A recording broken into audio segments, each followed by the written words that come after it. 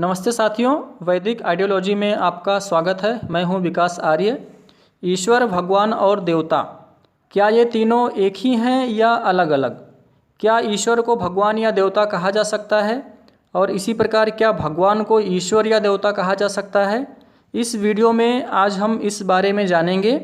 सबसे पहले हम देखते हैं ईश्वर और भगवान शब्द को। ईश्वर अर्थात जिसने इस सृष्टि की, इस कॉस्मोस की रचना की है, जो इसका पालन कर रहा है और जो इसका विनाश करता है। ईश्वर जो हमें हमारे कर्मों के अनुसार फल देता है, वो ईश्वर जो सभी का एक है। आप किसी भी रिलीजन से हैं, किसी भी कम्युनिटी से बिलोंग करते हैं, इनफैक्ट आप अर्थ को छोड़कर अगर किसी और प्लानट पर ही क्यों ना रहते हो, सभी का ईश्वर एक ही होगा। अलग अलग रिलीजन के लिए, अलग अलग कम्युनिटी के लिए ईश्वर अलग अलग नहीं है। अब हम देखते हैं भगवान शब्द को। भगवान, भग अर्थात ऐश्वर्य और वान अर्थात उसको धारण करने वाला। जैसे हम बोलते हैं धनवान अर्थात धन को धारण करने वाला, जिसके पास में बहुत धन है। बलवान अर्थात जिसके पास में बहुत बल है, वो बलवान। इसी प्रकार से भगवान अर्थात ऐश्वर्य को धारण करने वाला, भग को धारण करने वाला भगवान कहलाता है। इस आधार पर हम भगवान को ऐश्वर्यवान भी कह सकते हैं, क्योंकि ऐश्वर्य और भग का एक ही अर्थ है। अब आपके मन में प्रश्न होगा कि ऐश्वर्य का मतलब क्या, अर्थात ऐश्वर्यवान व्यक्ति हम किसको बोल सकते हैं? तो एक ऐसा व्यक्ति, एक ऐसा मनुष्य जो धार्मिक हो, सत्यवादी हो, न्यायकारी हो, ज्ञानी हो, पराक्रमी हो और शास्त्रों का ज्ञाता हो, परोपकारी हो, ऐसे व्यक्ति को हम ऐश्वर्यवान व्यक्ति कह सकते हैं या भगवान कह सकते हैं। जैसे भगवान राम, भगवान कृष्ण, भगवान महावीर, भगवान बुद्ध आदि। अब जो प्रश्न मैंने इस वीडियो के स्टार्ट में रेज किया था कि क्या ईश्वर को भगवान कहा जा सकता है और क्या भगवान को ईश्वर कहा जा सकता है, तो इस प्रश्न का उत्तर यही है कि ईश्वर को तो भगवान कहा जा सकता है, लेकिन भगवान को ईश्वर नहीं कहा जा सकता।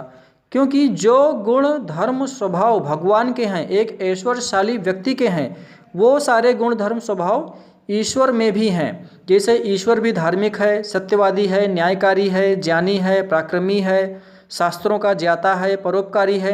इसलिए हम ईश्वर को भगवान कह सकते हैं। लेकिन ईश्वर के जो गुण, धर्म, स्वभाव हैं, जैसे सृष्टि की रचना करना, इसका पालन करना, इसका विनाश करना, प्राणियों को उनके कर्मों के अनुसार फल देना, ये गुण, धर्म, स्वभाव एक भगवान में नहीं हो सकते।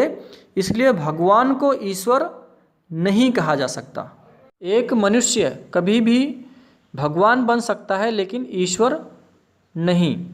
हालांकि जब आप पौराणिक ग्रंथों का अध्ययन करेंगे तो आपको उसमें अनेक स्थानों पर ईश्वर के अवतार लेने का उल्लेख मिलेगा। मैंने जो डेफिनेशन आपके सामने ईश्वर और भगवान शब्द की रखी, वो वेद और जो वेदानुकूल ग्रंथ हैं उनके आधार पर रखी। अब हम देखते हैं देवता शब्द को। देवता हम उसे बोलते हैं जिससे हमें कुछ प्राप्त होता है, अर्थात जो हमें कुछ देता है।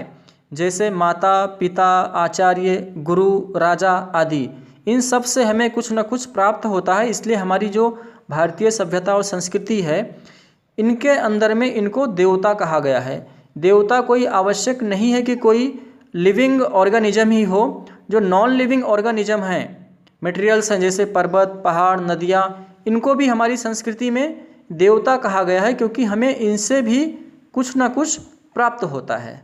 इसलिए भारतीय सनातन सभ्यता और संस्कृति में पर्वत, पहाड़, नदियों आदि की भी पूजा की जाती है। चूँकि हमें ईश्वर और भगवान से भी कुछ ना कुछ प्राप्त होता है, इसलिए हम ईश्वर और भगवान को भी देवता कह सकते हैं। आई होप आपको ईश्वर, भगवान और देवता, इन शब्दों का क्या अर्थ है और इनका प्रयोग कब और कहाँ करना है, ये समझ में आ गया होगा। वैदिक सनातन संस्कृति में कुल 33 कोटि के अर्थात 33 प्रकार के देवताओं का वर्णन है। वो 33 प्रकार के देवता कौन कौन से हैं तथा वो हमारे जीवन को कैसे प्रभावित करते हैं, इस बारे में हम अगले वीडियो में चर्चा करेंगे। आज के वीडियो में बस इतना ही। आप लोगों ने वीडियो अंत तक देखा, आपका धन्यवाद, आभार। ओम नमस्ते।